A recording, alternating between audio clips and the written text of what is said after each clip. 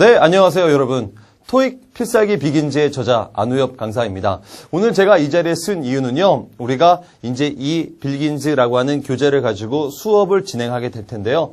과연 토익이란 무엇인가, 토익이 요즘 추세는 어떠한가, 그런 것에 대해서 먼저 다뤄보겠고요. 그 다음에 이 교재는 어떻게 구성이 되어 있으며 이 교재를 가지고 우리가 수업 방향은 어떻게 설정을 했는가를 다뤄드리는 기본 OT 수업을 하도록 하겠습니다. 그래서 필살기 비긴즈 OT라는 제목이 있습니다. 일단 토익 중요합니까? 네, 중요합니다. 요즘은 말이 이렇게 나와요. 토익 이제 그거 뭐 필요 없지 않나? 뭐 이렇게 얘기하지만 그거는 토익 점수가 있는 사람들이 할 수 있는 말이고요. 토익 점수가 없는 분들은 아직 필요한 부분이다 보니까 굉장히 먼저 공부를 하셔서 토익 점수를 먼저 따야 되겠죠. 그래서 우리가 흔히 취업을 하기 위해서도, 인턴이 되기 위해서도, 또는 우리가 승진, 이직하기 위해서도 토익 점수는 아직도 다양하게 활발되고 있기 때문에요. 우리가 토익 점수를 기본적으로 받을 수 있어야 되겠고요. 토익을 오랜만에 보시는 분들도 있고 한 번도 안 보신 분들이 있기 때문에 토익이 문제가 어떻게 나오고 있는지, 어떻게 구분이 되고 있는지 한번 보도록 하겠습니다. 기본적으로 토익은요, LC 파트 1, 2, 3, 4로 나눠져 있고요. RC 5, 6, 7, 7개의 파트로 나눠져 있습니다. 그래서 파트 1은 사진을 보는 사진 묘사 문제 10문제가 나오게 되겠고요. 파트 2는 짧은 대화 30문제고요. 파트 3는 긴 대화 30문제, 그 다음에 파트 4는 담화, 한 사람이 말하는 것이죠. 담화 30문제여서 총 100문제를 45분 동안 진행하게 되겠고 495점 만점입니다. 자, 파트 5는 40문제, 파트 6은 12문제, 파트 7은 48문제, 똑같이 100문제지만 75분 동안 진행되고 495점 만점인 건 똑같습니다. 그래서 토익이라는 시험은 200문제를 2시간 동안 진행하게 되겠고 990점 만점인 친구가 되겠는데요. 일단 점수가 나온 김에 좀 얘기를 해보면 기본적으로 요즘은 추세가 추세인 만큼 앞에 군은 좀 찍어줘야 어디 가서 영어를 못한다, 또는 경쟁력에서 밀리지가 않습니다. 무슨 말이냐? 내가 토익 점수가 부족해서 이번에 인턴이 안 됐네, 또는 토익 점수가 부족해서 이번에 면접을 보러 가지 못했네, 그런 소리가 안 나온다는 거죠. 그래서 여러분들은 일단은 700점대 초반 또는 중반 700점대를 위해서 이 교재를 선택하셨을 것이고, 그 다음에 이 동영상 수업을 듣게 되는 것이지만요, 토익을 그만두실 때는요 900점대 들어가셔서 그만두시기 바랍니다. 그래야 조금 더 경쟁력 있는 점수가 될 수 있기 때문에 그렇습니다. 알겠습니까? 그러면 우리가 토익은 이렇게 나눠져 있는데, 저는 RC 강사이고 그 다음에 이 책은 RC를 다루고 있다 보니까요, 저는 RC 위주로 한 번 더 설명을 해보도록 하겠습니다. 자, 이 파트 5는요 40문항이라고 그랬는데 단일 문장 완성이에요. 단일 문장 완성. 말이 어렵죠? 이게 무슨 말이냐면은 기본적으로 이렇게 하나의 문장, 시제가 끝 안에 많은 단어들이 들어가 있는데 그 중에 한 군데를 뚫어놓고 이 뻥긋 뚫어놓은 데를 채워놓으라고 이렇게 보기를 주는 게 단일 문장 완성이라 얘기합니다. 이때 우리가 문제가 딱 2개만 출제되는데요. 첫 번째는 문법 문제. 평균적으로 25문항이 나오고 있고요. 그 다음에 어휘 문제, 평균적으로 15문항이 나오고 있습니다. 그래서 문법 문제가 어휘 문제보다 조금 더 많습니다. 이렇게 해서 파트 5, 단일 문장 완성인 40문제가 출제되겠고요. 그 다음에 파트 6는요, 12문항이 나오게 되는데요. 어떻게 나오냐면 편지나 광고나 매사, 메모, 기사 등의 문서가 이미 나와 있고요. 그 하나의 문서 안에 빈칸이 3군데 있어요. 그래서 문서상 문장을 완성하는 조금 더 어려운 형태가 되겠습니다. 그림으로 보면은 이렇게 편지 형식에서 쭉 편지 내용이 있고 편지 흐름을 따라가면서 3군데의 빈칸이 있는 겁니다. 그래서 이렇게 편지든지 기사라든지 이런 것이 4개가 출제되겠고 3 곱하기 4, 그래서 총 12문제가 되겠죠. 물론 문법 문제랑 어휘 문제만 나오게 되는데 문법 문제가 7문항, 어휘 문제가 5문항으로 나오게 된다는 겁니다. 이게 기본적으로 파트 5, 6이 되겠습니다. 그러면 지금 우리가 여기까지만 봤는데 토익 파트 5, 6은요 문법 문제랑 어휘 문제로 나눠지고 있죠. 그럼 뭐가 문법 문제인지 뭐가 어휘 문제인지 판단할 수 있어야 되는 거 아닙니까? 그래서 우리가 아주 간단한 시간을 들어서 뭐가 문법 문제인지 뭐가 어휘 문제인지 한번 소개해보는 시간을 가지도록 하겠습니다. 자, 문법, 어휘 예문을 들어보도록 하겠습니다. 지금 이러한 예문, 아주 짧은 예문이 있고 보기를 딱 이기는데 A, B, C, D 보기를 보자마자 보기의 품사가 다르다는 걸 알 수가 있네요. A의 품사는 동사죠. B의 품사는 동사에다 S를 갖다 붙인 거고요. C의 품사는 과거 동사나 우리가 오니 과거 분사가 되겠고요. 그 다음에 D의 품사는 명사가 되겠습니다. 이런 식으로 보기의 품사가 다른 것은요, 얘를 문법 문제라 얘기합니다. 문법 문제는 해석상 풀 수 있느냐? 아니요, 해석상 풀 수 없고요. 이 품사마다 할 수 있는 역할들이 정해져 있기 때문에 그 올바른 역할을 하는 품사를 고르는 게 바로 문법 문제가 되겠습니다. 무슨 말이냐? 이 명사라고 하는 것은요, 혹시 우리 중고등학교 때 영어 배웠던 거 기억하십니까? 명사의 역할은 뭐라 얘기하죠? 혹시 주목보 들어보셨나요? 그렇죠. 네. 명사의 역할은 주어나 목적어나 보어가 되기 때문에 우리가 주목보라고 얘기했던 거죠. 이런 식으로 품사마다 역할이 정해져 있고요. 문법 문제는 이 빈칸에 어떤 역할이 필요한 자리냐를 묻고 있는 겁니다. 그래서 한번 구조를 따져볼까요? 심슨이 주어가 되겠고 need는 동사가 되겠습니다. 근데 얘는 동사인데 우리가 흔히 말하는 타동사예요. 타동사 뒤에 뭐가 필요하죠? 그렇죠. 목적어가 필요하죠. 목적어 될 수 있는 품사는 뭡니까? 명사죠. A, B, C, D 중에 명사는 하나밖에 없으니까 정답이 쉽게 D라는 거 알 수가 있고요. 이런 문제들은 보기에서 명형, 부동, 품사가 하나밖에 없는 문제들을 기본 문제라 얘기하는 겁니다. 그럼 조금 더 생각해보면 은제가 조금 더 어려워지겠습니까? 그렇죠. 보기에서 명사가 2개 있을 때가 조금 더 어렵게 되겠죠. 알겠습니까? 문법 문제가 뭔지? 그래서 이런 문법 문제들은요, 주로 해석상 풀지 않아도 되고요. 문장의 구조, 주어, 동사, 목적어, 보어 따지는 것만으로 문제를 풀 수 있기 때문에 여러분들이 가장 먼저 해야 되는 것은 주어, 동사, 목적어, 보어 이렇게 문장의 구조를 파악한다는 능력이 먼저 필요하시고요. 다음 문제 한번 볼까요? 자, 이런 문제가 있습니다. 얘는 과연 문법 문제일까요? 어휘 문제일까요? 지금 보니까 문장이 조금 더 길어졌고 보기도 만만치 않습니다. 하지만 여러분들이 가장 먼저 보기를 봤을 때 A의 품사는 접속사, B의 품사는 부사, C의 품사도 부사, D의 품사도 부사라는 걸 알아봐야 됩니다. 만약에 A, B, C, D가 다 부사였다면 이거는 어떻게 푸는 문제? 그렇죠. 해석상 가장 올바른 부사를 골라내는 어휘 문제가 되겠지만 지금 하나는 접속사이고 하나는 부사이다 보니까 여러분들이 가장 먼저 판단하셔야 되는 것은 이 빈칸이 과연 접속사가 들어갈 자리냐 부사라는 품사가 들어갈 자리냐 여기에 어떤 역할이 필요하냐 이것이죠. 알았습니까? 그래서 문제의 구조를 보니까 advertising budget가 주어가 되겠고 동사가 is approved가 동사가 되겠네요. 코마로 끊어져 있는데 뒤에 new project란 주어가 있고 그 다음에 동사가 또 있죠. 지금 주어 동사가 있기 때문에 이 빈칸은 어떤 역할이 필요하느냐? 이 주어 동사랑 이 주어 동사를 이어주는 연결어의 역할이 필요합니다. 그래서 우리가 연결어야 될 수 있는 건 뭐밖에 없다라 얘기하죠? 그렇죠. 접속사만 있다라 얘기하는 거니까 A, B, C 중에서 접속사는 하나밖에 없기 때문에 쉽게 풀어나갈 수 있는 문제죠. 얘 해석상 안 풀어도 되는 문제죠. 문장의 구조를 따졌을 때 주어 동사가 2번 있으니까 접속사가 들어갈 자리라는 것만 알고 있다면 해석상 안 풀어도 되는 그러한 문법 문제가 되겠습니다. 그러면 이 문법 문제가 조금 더 어려우려면 보기에서 만약에 접속사가 몇 개 있어야 되겠죠? 그렇죠. 2개 있었다면 그 2개의 접속사 중에서는 결국에는 해석상 풀어야 되니까 그때는 조금 더 어려운 문제가 되겠습니다. 얘네들이 문법 문제니까요. 다시 한번 정리해 볼까요? 문법 문제란 보기의 품사가 다른 문제로 기본적으로 품사마다 역할이 존재하고 각 빈칸에 어떤 역할이 필요한 것이냐 그 빈칸에는 어떤 역할이 가장 좋은가를 판단하는 것이 바로 문법 문제입니다. 그러다 보니까 여러분들이 가장 먼저 할 수 있어야 된다는 것은요.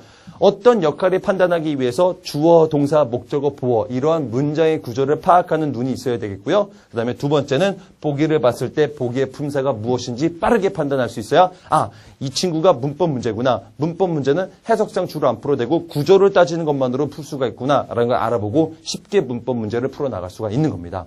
아시겠습니까? 무엇을 공부해야 되는 건지. 그래서 우리가 이렇게 주어 동사 있었을 때 접속사가 들어와야 된다는 거 몰랐어도 괜찮습니다. 왜? 우리의 앞으로 이 필살기에서 그런 것들을 배워 나가겠다고 하는 것이니까요. 오늘은 이러한 것이 문법 문제다. 토익은 이런 것이다. 간단하게 소개하고 있습니다.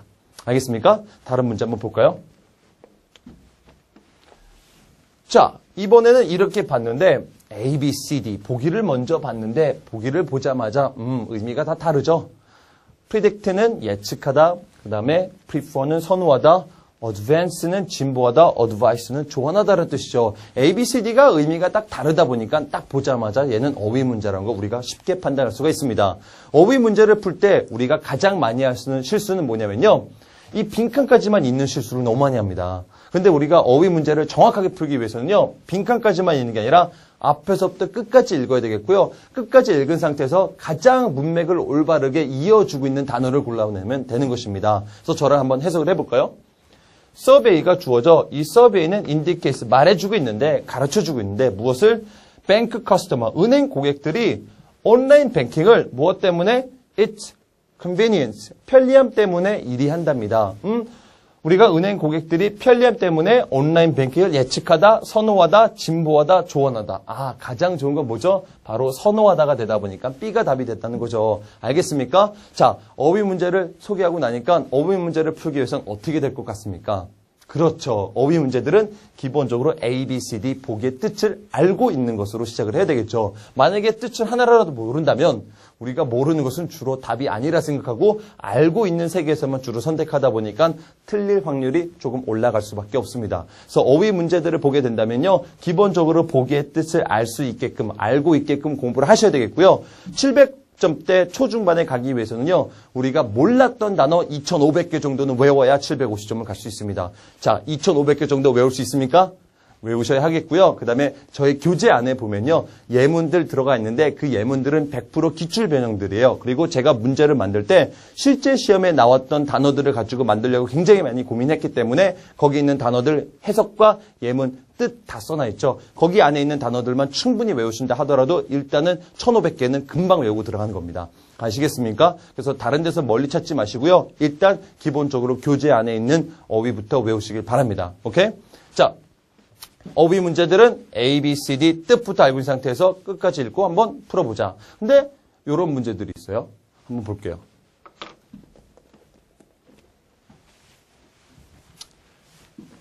자, 얘는 딱 봤는데 어휘 문제인 것 같아요. 왜냐면 A, B, C, D 품사가 다르기보다는 지금 의미가 다른 것 같기 때문에 그렇습니다. 그래서 해석을 해보면 이래요. 매니저가 정말 주어고 매니저랑 가는 동사가 있어야 되겠죠. should write가 동사예요. 그래서 해석이 좀 잘 안 되시는 분들은요. 주어 동사만 이어서 해석을 하시면 됩니다. 매니저들은 should write 써야 하는데 뭘 써야 된다? report 보고서를 써야 한다는 것이죠. 알았습니까? 자, 근데 보고서 때 최고의 보고서를 써야 된다? 말이 되겠군요. previous 전의 보고서를 써야 된다? 얘는 뭔가 해석이 좀 어설퍼집니다. 멀티플 보고서, 다수의 보고서를 써야 한다? 또 말이 되겠군요. brief, 간략한 보고서를 써야 된다? 얘 또한 말이 되겠습니다. 자, 근데 이거는 지금 보니까 A, C, D가 다 말이 된 것 같은데 실은요, 우리가 A, best는 최상급이라 말하게 되죠. 이 최상급은요, 앞에 관사 어를 쓰는 게 아니라 꼭 뭐랑 써서 더를 써서 더 베스트 뒤에 명사를 집어넣게 되는 게 우리가 최상급의 가장 큰 특징이죠. 그러다 보니까 A는 의미상은 좀 되겠지만 문법적으로 올바르지가 않습니다. 이 멀티플이라고 하는 단어는요. 다수란 뜻이다 보니까 뒤에 꼭 하나 이상이 아니라 뒤에 꼭 여러 개가 있다 해서 복수 명사가 와야 되는 특징을 가지고 있어요. 그런데 지금 리포트는 단수 명사이다 보니까 리포트는 우리가 멀티플과 어울리지가 않죠. 왜? 멀티플 뒤에는 꼭 뭐가 와야 되니까 복수 명사가 와야 되니까. 그래서 C도 제거하게 되는 거죠. 그래서 남은 B랑 D 중에 해석상 보면은 써야 하는데 전에 리포트를 써야 된다. 간략한 리포트를 써야 된다. 간략한 리포트가 말이 되다 보니까 D가 답이 되었던 문제입니다. 자, 이런 문제들이 어떤 문제인지 아시겠습니까? 얼핏 보면 어휘 문제처럼 생겼지만 실은 문법적인 요소들이 조금 들어가 있는 문법반 어휘반인 문제들이 되겠습니다. 그래서 A, B, C, D 기본적으로 뜻이 다른 문제들은 어휘 문제에서 쭉쭉쭉 해나가면 되는 것인데 우리가 이런 식으로 문법반 어휘반 섞여 있는 문제들이 있으니까 과연 얘네들을 어떻게 알아볼 수 있는 것인가, 토익에서 나오는 것이 과연 정해져 있는가, 불규칙으로 나오게 되는 것인가, 우리 필살기에서 다루게 되겠죠. 정리 한번 해볼까요? 어휘 문제란 보기의 의미가 다른 문제로 문맥상 가장 부드러운 단어를 고르게 되는 것이고요. 이렇게 문법적인 요소들이 들어가 있는 어휘 문제들이 있으니까 그것도 판단하는 시간을 가져야 되겠습니다. 그래서 파트 5, 6, 이 52문제는요. 지금 아시겠죠? 문법 문제랑 어휘 문제로 나눠지게 됩니다. 그래서 여러분들이 문법 문제인지 어휘 문제인지 가장 먼저 판단할 수 있게끔 공부하셔야 되겠고요. 문법 문제라면 A, B, C, D 기본적으로 보기의 품사가 다른 것. 품사마다 역할이 존재하니까 그 빈칸이 어떤 역할이 필요한 자리인가 그거를 판단하면 되겠죠. 몰라도 괜찮습니다. 그런 것들을 필살기, 명사 필살기, 형사 필살기 하나하나 배워나가겠다고 하는 것이니까요. 그리고 어휘 문제는 기본적으로 의미가 다를 때 끝까지 읽어보고 가장 문맥을 올바르게 이어주고 있는 단어를 고르게 되는 것인데요. 이렇게 문법반, 어휘반 섞여져 있는 문제들이 있으니까 이것들이 파트 5, 6이란 파트 5, 6, 52문제라는 것을 인지해 주시고 문법 문제, 어휘 문제 판단할 수 있는 능력 기르셔야 되겠고요. 문법 문제를 위해서 주어, 동사, 목적어, 보어 이렇게 구조를 판단하는 능력이 있어야 되겠고 어휘 문제를 위해서는 A, B, C, D 보기의 뜻도 알아야 되겠습니다. 그리고 기본적으로 700점대 초중반 가기 위해서는 몇 개 단어? 그렇죠. 2,500개의 단어를 외워야 된다는 거 명심해 주시길 바랍니다. 이게 파트 5, 6이었습니다. 알겠죠? 자, 파트 7을 이어서 보면요. 파트 7은 48문항이에요. 근데 48문항이 어떻게 나왔냐면 단일 지문, 우리가 흔히 하나의 지문을 읽고 푸는 단수 지문이라는 것이죠. 이 단수 지문이 8개에서 9개 나오게 됩니다. 왜 왔다 갔다 나오게 되냐면요. 적게는 2문제가 들어가 있고 많게는 5문제가 들어가 있어요. 그래서 어느 달에는 8개, 어느 달에는 9개가 나오고 있지만 총 28문제만을 구성하게 되겠고요. 일단 기본적인 형태를 보시면요. 이렇게 편지를 읽고 2문제를 골라내는 이런 문제들이 나오게 된다는 것입니다. 그리고 우리가 복수 지문이 4개가 나오게 됩니다. 복수 지문이라는 것은요. 보시면은 2개의 지문을 읽고 항상 5문제를 풀게 되는 건데요. 4개가 출제되다 보니까 총 20문항을 만들게 돼서 총 48문제가 파트 7이 되는 것이죠. 그래서 요즘 추세에 대해서 좀 얘기를 해드리면요. 파트 5, 6과 파트 7이 있을 때 뭐가 좀 더 어렵냐? 요즘은 파트 7이 조금 더 어렵습니다. 요즘은 파트 7이 좀 내용이 길어졌고요. 그 다음에 정답도 쉽게 알아낼 수는 없고 우리가 꼼꼼히 읽어야지만 답이 볼 수 있는 그런 경향이 있어요. 그리고 파트 5, 6은요. 요즘 깔끔해졌어요. 파트 7이 좀 어려운 대신에 파트 5, 6이 좀 깔끔해졌기 때문에 저희 필살기에서는요. 주로 파트 5, 6을 먼저 다루게 될 것입니다. 파트 7보다는 파트 5, 6을 먼저 다루게 되는 것이 필살기가 되는데 그 이유는 RC 100문제는요. 배점이 기본적으로 같다고 보시면 돼요. 같다면 파트 5, 6과 파트 7이 있을 때 2개 중에 하나라도 잘할 수만 있다면 원하는 점수에 가까워질 수 있는 겁니다. 근데 파트 5, 6이 조금 쉽게 나오기 때문에 파트 5, 6을 먼저 잡아준다면 파트 7, 읽고 푸는 문제가 조금 부족하다 하더라도 결국에 원하는 점수에 가까워질 수가 있다라고 얘기하는 거죠. 왜 우리가 파트 5, 6부터 먼저 집중하는지 아시겠습니까? 그리고 물론 해석을 하기 위해서는 문법과 어휘가 기반이 되어야 하니까 파트 5, 6을 먼저 집중하는 것이기도 하죠.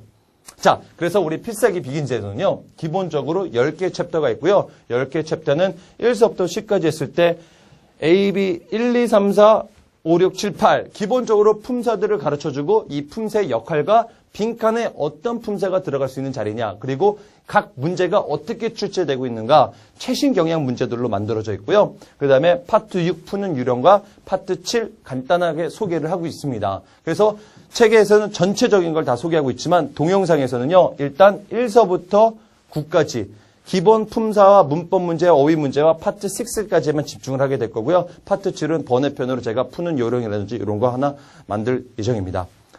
아시겠습니까? 그래서 우리가 교재에서 지금 이렇게 나눠져 있는 거에서 1서부터 9를 집중적으로 동영상에서 다루게 될 거고요. 다룰 때 이런 것들을 중점으로 다루겠습니다. 첫 번째, 토익 출제 포인트. 왜 그런 문제를 나오고 있느냐? 우리에게 어떤 것을 묻고 있느냐, 너가 빨리 이 문제를 알아볼 수 있느냐, 못 알아보느냐, 이런 출제 포인트에 대해서 배우게 될 거고요. 두 번째, 문제를 푸는 요령에 대해서 배우게 될 겁니다. 문제를 쉽게 푸는 요령들이 존재하겠죠.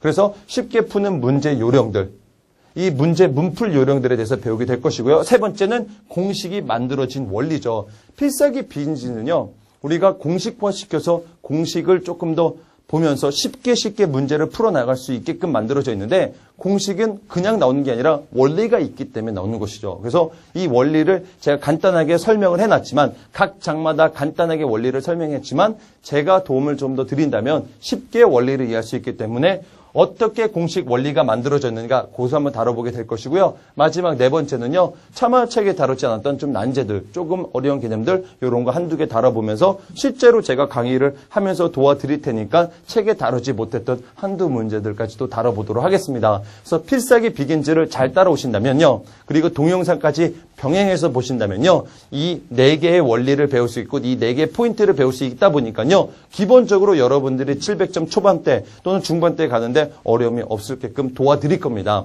다만 제가 많은 것들을 여러분들을 위해서 해드릴 수 있지만 유일하게 해드릴 수 없는 게 바로 복습과 어휘 외워드리는 것이에요. 그래서 여러분들 복습은 여러분들이 하는 것이고 어휘 외우는 것들은 제가 책에 꼼꼼하게 써놨죠. 그거 외우는 것도 여러분들의 여러분들의 역할이 되겠습니다. 그 이외에 문법적으로 한 문제를 이해해드리는 것, 출제 포인트 설명해드리는 것, 공식 원리 설명해드리는 것, 공식을 설명해드리는 것 이거는 다 제가 할 테니까요. 저 믿고 따라오시면은 제가 책임질 부분은 확실하게 책임져서 여러분 원하는 점수에 가까워질 수 있도록 도와드리도록 하겠습니다. 자, 그래서 필살기 비긴즈.